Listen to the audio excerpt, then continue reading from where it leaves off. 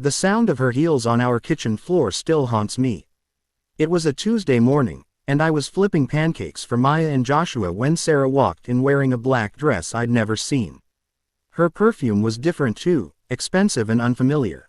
"Marcus, we need to talk," she said, her voice cold and flat. I turned off the stove, my heart already sinking. Maya looked up from her coloring book, her 6-year-old eyes wide with curiosity. Joshua, barely 4, kept pushing his toy truck across the table, making soft engine noises. "Kids, go watch cartoons for a minute," I said, trying to keep my voice steady. They ran off, excited for unexpected TV time. Sarah didn't waste words. "I'm leaving you. I met someone else, someone who can give me the life I deserve. His name is Richard Westbrook. He owns half the real estate in this city." My legs went weak. 8 years of marriage, 2 beautiful children, and she was ending it all for money. "What about Maya and Joshua?" I whispered, unable to raise my voice above the shock freezing my throat. Sarah pulled her suitcase from behind the door. She'd already packed. This wasn't a discussion, it was an announcement. "You can have them. Richard doesn't want kids around, and honestly, Marcus, I need a fresh start. I'm 32 years old, and I've spent the last 8 years changing diapers and living paycheck to paycheck. I'm done." Each word was a knife to my chest. I watched her walk to our bedroom, heard her gathering the last of her things. Maya appeared in the doorway, clutching her stuffed rabbit. "Where's Mommy going?" she asked, her voice small and frightened. I couldn't answer. I literally couldn't form words. Sarah walked past her own daughter without stopping, dragging her suitcase behind her. The door slammed, the house shook, and just like that, she was gone. I don't remember much about the first 3 days. I called in sick to the auto shop where I worked as a mechanic. Joe, my boss, understood without me having to explain much. "Take your time, Marcus," he said gruffly. "Family comes first." But what family did I have left? Just 2 confused children who kept asking questions I couldn't answer. My mother drove over the moment I called her. She found me sitting on the floor of the bathroom, sobbing into a towel so the kids wouldn't hear. "Oh, baby," she whispered, pulling me into her arms like I was 5 years old again. "That woman is going to regret this for the rest of her life." But regret didn't matter. The damage was done. That night, Maya crawled into bed with me. "Is Mommy coming back tomorrow?" she asked, her small hand on my cheek. I pulled her close and lied. "I don't know, sweetheart. But I'm here. Daddy's always going to be here." The divorce papers arrived exactly 2 weeks later. Sarah didn't want anything. No furniture, no shared custody, no visitation rights. She was completely severing herself from us, like we were a mistake she was correcting. I sat at the kitchen table, staring at the legal documents. My hands shook so badly I could barely hold the pen. "You need to sign them," my mother said gently. She'd been staying with us, helping with the kids while I tried to figure out how to keep working and be a single parent. "I know, Mama, how does someone give up their own children?" I finally asked the question that had been eating me alive. She shook her head, her eyes filled with a sadness that matched my own. "I don't know, baby. I honestly don't know." I signed the papers with tears dripping onto the page, officially becoming the only parent my children had left. Establishing a routine saved my sanity. Wake up at 6, make breakfast, get the kids dressed, drop them at my mother's house, work an 8-hour shift at the shop, pick them up, make dinner, help with homework, bath time, bedtime stories, collapse into bed exhausted, only to do it all again tomorrow. My body moved through the motions, but my heart felt dead. I'd lost 15 pounds in the first month. Dennis, my coworker and closest friend, started bringing me lunch every day. "You've got to eat, man," he'd say, forcing a sandwich into my hands. "Those kids need you healthy." He was right, but food tasted like cardboard. Everything felt gray and lifeless. The only color in my world came from Maya's laugh when I tickled her, or Joshua's excited shouts when we played superhero. They were healing faster than I was, their young hearts more resilient than mine. I had to stay strong for them. It was the only thing keeping me alive. 3 months after Sarah left, I saw her at the grocery store. I was pushing a cart with both kids sitting in it, arguing about what cereal to get, when Maya suddenly screamed. "Mommy!" My blood turned to ice. There she was, standing near the organic produce section in designer clothes that probably cost more than my monthly rent. Her hair was professionally styled, her nails perfectly manicured. Next to her stood a tall man with gray temples and an expensive watch, Richard Westbrook. Maya scrambled out of the cart and ran toward her mother before I could stop her. My daughter's arms reached up for a hug, her face glowing with hope. Sarah's smile was tight and uncomfortable. She glanced at Richard, then back at Maya. "Hi, sweetie," she said, not bending down, not embracing her child. "Mommy, I missed you so much," Maya cried. "Are you coming home?" "Oh, honey, this really isn't a good time. Richard and I are heading to dinner." My daughter's face crumbled. I scooped her up as she started crying, her small body shaking with sobs. "Maya needs you," I said to Sarah, my voice low and dangerous. It was the first time I'd spoken to her since she left. Richard stepped forward, his hand on Sarah's elbow. "I think it's best if we go, darling. This is getting awkward." Awkward. My daughter's heart was breaking in front of her own mother, and this man called it awkward. Sarah looked at me, something flickering in her eyes. Guilt, regret, but then she turned away. "Tell her I'm sorry," she whispered. They walked away, just walked away while Maya sobbed, "Mommy, come back," into my shoulder. Joshua was crying too, confused and frightened by his sister's pain. Other shoppers stared at us, and I didn't care. Let them stare. Let them see what abandonment looked like. I carried both kids to the car, left the full grocery cart in the aisle, and drove home in silence. That night, Maya cried for 3 hours straight before finally falling asleep from exhaustion. I held her the entire time, my own tears soaking her hair. The grocery store incident changed something in me. The grief began transforming into anger, hard and sharp. How dare Sarah do this to her own children? How dare she act like they were inconveniences instead of human beings she'd brought into this world? I threw myself into being the best father possible. Every morning, I made Mickey Mouse pancakes. Every evening, we had dinner together at the table, no TV, just conversation. I learned to braid Maya's hair by watching YouTube videos. I played dinosaurs with Joshua until I could roar in 7 different prehistoric voices. My mother watched me with worried eyes. "Baby, you're going to burn yourself out," she warned. But I couldn't stop. If I stopped moving, stopped being everything my kids needed, I'd fall apart completely. Work became my other refuge. There was something satisfying about taking apart an engine and putting it back together, about solving problems that had clear solutions. Unlike my life, where nothing made sense anymore. 6 months passed. I heard through mutual friends that Sarah and Richard were engaged. They'd gone to Paris for the proposal. She posted pictures on social media, her hand extended to show off a diamond ring that probably cost more than my annual salary. I stared at those photos for hours, trying to find any trace of the woman I'd married. That woman had been kind. She'd volunteered at the local food bank. She'd sung lullabies to our babies and cried at sappy movies. Where had she gone? When had money become more important than love? Dennis found me in the shop's break room, phone in hand, face wet with tears. He took the phone away and sat beside me. "She's not worth it, Marcus. She made her choice." "But why?" I asked, my voice breaking. Why wasn't I enough? Why weren't our children enough? He didn't have an answer.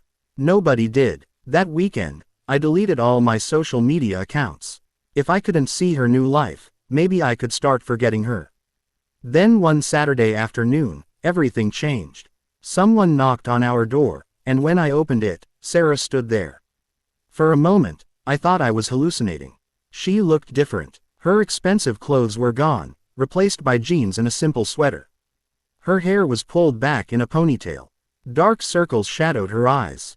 "Marcus, please, I need to talk to you." My first instinct was to slam the door. But Maya had heard her voice and came running. "Mommy." The hope in my daughter's voice broke my heart. I stepped aside, letting Sarah enter, but every muscle in my body was tense. Sarah knelt down as Maya crashed into her arms. For the first time in 6 months, she held our daughter properly, and she started crying. "I'm so sorry, baby. I'm so sorry." Joshua peeked around the corner, uncertain. Sarah opened her arms, and slowly, he walked over. She gathered both children close, sobbing. I stood frozen, watching this scene, feeling nothing but rage. After a few minutes, I told the kids to go play in their room. They obeyed reluctantly, Maya looking back over her shoulder at her mother. Once we were alone, I crossed my arms and waited. Sarah wiped her eyes and stood up. Richard and I broke up. The engagement is off. And, I said coldly. She flinched at my tone. And I realized I made the biggest mistake of my life. I gave up everything that mattered for a fantasy. Richard wanted a trophy wife, not a partner. He wanted someone with no past, no complications. When I told him I missed my kids, he told me to get over it. I felt no satisfaction at her pain. So now that your rich boyfriend doesn't want you, you come crawling back. It's not like that, Sarah said desperately. Being away from Maya and Joshua made me realize what I'd lost. I see them growing up without me, and it's killing me, Marcus. I want to be their mother again. You gave up that right, I said, my voice shaking with fury. You walked away from them. You looked Maya in the eye at that grocery store and chose dinner with your boyfriend over comforting your crying child. You signed papers saying you didn't want them. Sarah's face crumpled. I know what I did. I was selfish and stupid and cruel. But people can change. I've changed. Please, Marcus, give me a chance to prove it. I thought about all the nights Maya cried herself to sleep. I thought about Joshua's nightmares where he'd wake up screaming for his mommy. I thought about my own pain, the feeling that I'd somehow failed as a husband because I couldn't provide the lifestyle Sarah wanted. No, I said flatly. You need to leave. Marcus, please, get out of my house. Sarah looked toward the hallway where the kids' room was. Can I at least say goodbye? Every instinct screamed to say no, but I thought about how it would hurt the children. Fine, but then you leave. I watched Sarah walk to the kids' room, heard her talking softly to them. Maya was crying again, and the sound was like glass grinding in my chest. When Sarah came back out, her face was streaked with tears. Thank you for letting me see them. I'll go now. She walked to the door, then turned back. I know you hate me. I hate myself too, but Marcus, I love those kids. I know I have no right to ask, but please don't shut me out completely. Let me try to fix this. After she left, I stood in the empty living room, my hands clenched into fists. Maya and Joshua came out, both crying. Why did Mommy leave again? Maya sobbed. I pulled them both into my arms, and we cried together. The wound Sarah had left was ripping open all over again, and I wanted to hate her. God, I wanted to hate her so much. But a small, traitorous part of my heart remembered loving her. And that made everything hurt even more. For the next 2 weeks, Sarah called every day. I never answered. She sent letters that piled up on my kitchen counter, unopened. She even showed up at the auto shop one afternoon. Joe met her at the door. Marcus doesn't want to see you, ma'am. I'm going to have to ask you to leave. I watched from inside the garage as she walked back to her car, shoulders slumped in defeat. Dennis stood beside me. You doing okay? He asked. No, I admitted. The kids keep asking about her. Maya especially. She wants to see her mom. What do you want? Dennis asked. I didn't know how to answer that. Part of me wanted Sarah to suffer the way we'd suffered. But another part, the part that still remembered our wedding day and the births of our children, that part felt sad for her. I want to protect my kids, I finally said. That's all I know for sure. That night, I finally opened one of Sarah's letters. The words blurred through my tears as I read her apology, her regret, her desperate plea for another chance. My mother found me sitting at the kitchen table at midnight, surrounded by Sarah's unopened letters.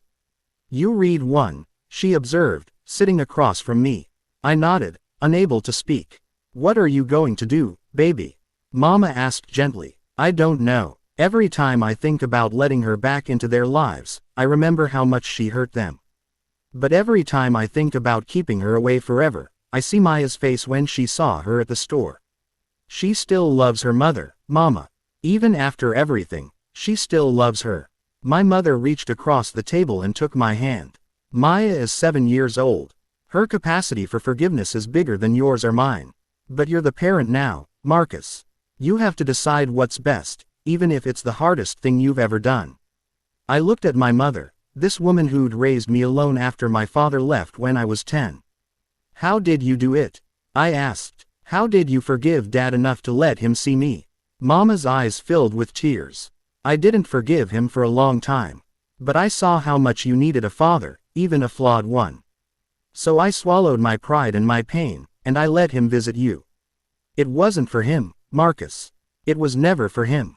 It was for you. Her words settled into my heart like stones. But what if she hurts them again? I whispered. What if I let her back in, and she leaves when things get hard? I can't watch my children go through that pain again, Mama. It nearly destroyed them the first time. Then you set boundaries, she said firmly. You make her earn their trust back, inch by inch. You don't hand her their hearts on a silver platter. You make her prove she's worthy of being their mother. The next day, I called Sarah for the first time. She answered on the first ring, breathless. Marcus, we need to talk, I said. In person, without the kids. We agreed to meet at a coffee shop downtown that afternoon. Sarah was already there when I arrived, sitting at a corner table with 2 cups of coffee. She'd ordered mine the way I liked it, black with 1 sugar. That small gesture, remembering something so ordinary about me, felt like a punch to the gut. Thank you for meeting me, she said as I sat down. Her hands were shaking. I got straight to the point. If you want to see Maya and Joshua, it has to be on my terms. Supervised visits only, at my mother's house. Once a month to start. Sarah's face fell. Once a month. Marcus, they're my children. No, I interrupted, my voice hard. They're my children. You gave up that claim when you walked out. Now you have to earn it back. She closed her eyes, and tears leaked down her cheeks. You're right. I'm sorry. Whatever you think is best. And you'll pay child support, I continued. Backdated to when you left. You wanted the money so badly. Now you can help support the kids you abandoned for it. Sarah nodded, not arguing. I got my old job back at the bank. I can start payments next week. We sat in silence for a moment. I studied her face, looking for signs of deception, but all I saw was genuine remorse. It made me angry. How dare she look so sorry now when she'd been so cold 6 months ago? Why did you really come back? I asked. And don't lie to me, Sarah. Oh no. She took a shaky breath. Richard showed me who I'd become. He wanted me to cut off all ties with my past, including Maya and Joshua. He said children would complicate things. And when I heard him say that, something broke inside me. I realized I'd become the kind of person who could abandon her own children for money and status. I'd become someone I didn't recognize. She looked up at me, her eyes red and swollen. I can't undo what I did. I can't take back the pain I caused. But I can try to be better. I can try to be the mother they deserve. They deserved that mother from the beginning, I said quietly. They deserved a mother who wouldn't leave them for a bigger bank account. I know, Sarah whispered. Marcus, I don't expect you to forgive me. I don't expect us to ever be friends. But please, let me try to repair my relationship with Maya and Joshua. Let me try to earn back their trust. I wanted to say no. Everything in me screamed to protect my children from further harm. But I thought about what my mother said, about how this wasn't for Sarah, it was for the kids. First visit is this Saturday at 2 o'clock, I said, standing up. My mother's house. You'll stay for 2 hours, no more. And Sarah, she looked up at me hopefully. If you hurt them again, if you disappear or break one single promise, I will make sure you never see them again. Understand? She nodded frantically. I understand. Thank you, Marcus. Thank you so much. That first visit was excruciating. I dropped the kids off at my mother's house and drove around for 2 hours, unable to go home, unable to relax. What if Sarah didn't show up? What if she'd changed her mind? But when I returned at 4 o'clock, I found Maya and Joshua in the backyard with their mother, laughing as they played tag. My mother stood on the porch watching them. She was here at 1:45, Mama said quietly. Brought them presents, but I made her put them away. Told her they needed her presence, not her presence. I watched Sarah chase Joshua around a tree, both of them giggling. Maya was doing cartwheels nearby, showing off her skills. For a moment, it almost looked normal. When Sarah saw me, she stopped playing. The kids ran over, hugging my legs, talking over each other about their afternoon. Can mommy come again next week? Maya asked, looking up at me with hope shining in her eyes. I looked at Sarah over my daughter's head. We'll see, princess. We'll see. The monthly visits continued. Sarah never missed one. She arrived early every time, stayed exactly as long as I allowed, and followed every rule I set. After 3 months, I extended the visits to 3 hours. After 6 months, I allowed her to take the kids to the park with my mother supervising from a nearby bench. Joshua started warming up to her, climbing into her lap for stories. Maya bloomed under her mother's attention, chattering constantly about school and friends. But I remained cold and distant. Every interaction with Sarah was purely business, coordinating schedules and discussing the children's needs. I never asked about her life, never made small talk. I couldn't let my guard down, couldn't risk caring again. One evening, my mother pulled me aside. You need to let go of some of that anger, Marcus. It's eating you alive. She doesn't deserve my forgiveness, I said stubbornly. Maybe not, Mama agreed. But you deserve peace, and you'll never have it while you're carrying all that rage around. 8 months after Sarah came back, she asked if she could take the kids for a full day, unsupervised. We were standing in my mother's driveway after a visit. The kids were already in my car, buckled in and arguing about what movie to watch that night. I think I've proven I'm reliable, Sarah said. And I'd love to take them to the zoo. They've been asking about it. Every protective instinct screamed no. But I looked at Maya and Joshua, saw how happy they'd been lately, how much having their mother back had healed them. One day, I said finally, you pick them up at 10 and have them back by 6. Not 6:01, Sarah. 6 o'clock exactly. Her face lit up with genuine joy. Thank you, Marcus. I won't let you down. That Saturday morning, I watched her drive away with my children in the backseat. My hands were shaking so badly I had to sit down. What if this was a mistake? What if she was planning to run? Dennis came over that afternoon and found me pacing the living room. Man, you're going to wear a hole in the floor. What if she doesn't bring them back? I asked, voicing my deepest fear. What if this whole thing was a long con to gain my trust so she could take them? Dennis grabbed my shoulders. Sarah's not going to run. She's been doing everything right for 8 months. You've got to trust the process. But trust was the problem. I'd trusted Sarah with my heart, my life, my future, and she'd thrown it all away. How could I ever trust her again? At exactly 5:58 p.m., Sarah's car pulled into my driveway. Maya and Joshua tumbled out, sunburned and exhausted, talking excitedly about the elephants and lions. We had the best day, Dad, Maya exclaimed, hugging me tight. Sarah got out of the car too, smiling. They were perfect angels. We had a wonderful time. I wanted to thank her, wanted to acknowledge that she'd kept her word. But the words stuck in my throat. Good, I managed. Say goodbye to your mom, kids. As I watched her drive away, I felt something shift in my chest. Maybe, just maybe, she really had changed. A year after Sarah left us, she asked for joint custody. We were sitting in my living room while the kids played outside. The moment she said those words, my old anger flared back to life. Joint custody? Are you out of your mind? Sarah stayed calm, which only made me angrier. Marcus, I've been consistent for a year. I have a stable job, a good apartment. I'm their mother. I have legal rights. You gave up those rights. I shouted, not caring if the kids heard. You abandoned them. You chose money over your own children. And I've spent every day since then trying to make up for it, Sarah said, her voice stronger now. I can't change the past. But I'm trying to build a future with them. Doesn't that count for something? I paced the room, my hands clenched into fists. Do you have any idea what it was like? Maya cried every night for 2 months. Joshua had nightmares. I had to explain to a 4-year-old why his mommy didn't love him enough to stay. Sarah's face crumpled, tears streaming down her cheeks. I know what I did.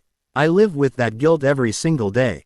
But Marcus, I'm asking for a chance to be a real mother to them again. They need me. They needed you a year ago, I said, my voice breaking. They needed you when you walked out that door. They needed you at that grocery store when Maya begged you for a hug. You weren't there then, Sarah. Why should I believe you'll be there now? She stood up, facing me with more strength than I'd seen from her in years. Because I learned what matters. Because I know what I lost. Because I see my children growing up, and I refuse to miss any more of their lives. I made a terrible mistake, Marcus. The worst mistake of my life.